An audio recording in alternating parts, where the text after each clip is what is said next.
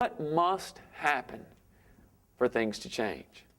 Unfortunately, I'm not sure that the change is going to come from the institution of the church, because again, we tend to lean towards comfort and we tend to go towards what is easy.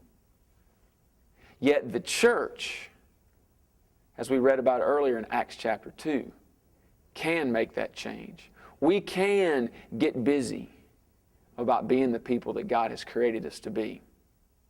I'm not sure it's going to come through the institution of the church, but God's people can make it happen. I firmly believe that it will happen around dinner tables and cookouts, games at the ballpark, and even at the gas station. In a few moments, I'm going to introduce you to a man who has started the church on the road to unity in diversity. The ministry that he has created is like none you've ever seen.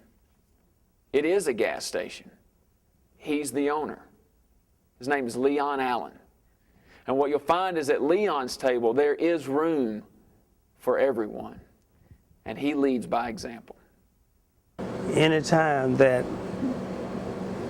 I can do anything to help somebody, I love the Lord. I love people. Color I don't see. To drive past Leon's gas station, you wouldn't think that it was anything special, that there was anything amazing going on there.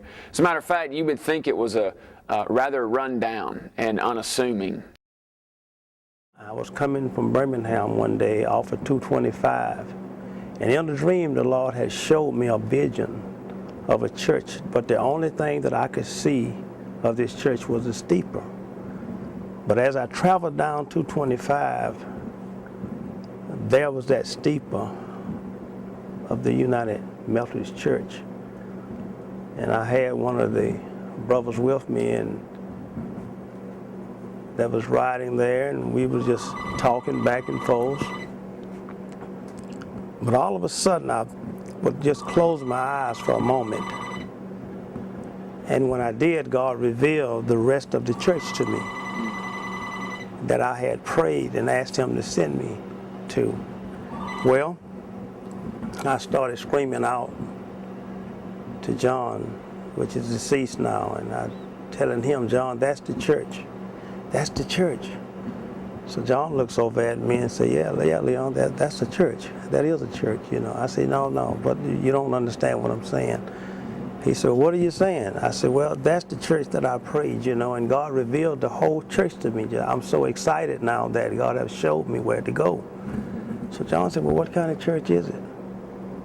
I go like, well, I don't know what kind of church it is. I say, but I know what.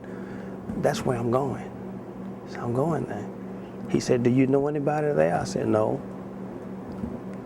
That Saturday night, I could hardly sleep until I got up and went to that church on Sunday morning. When I got there, I didn't know a soul, but I'm just sitting here, you know.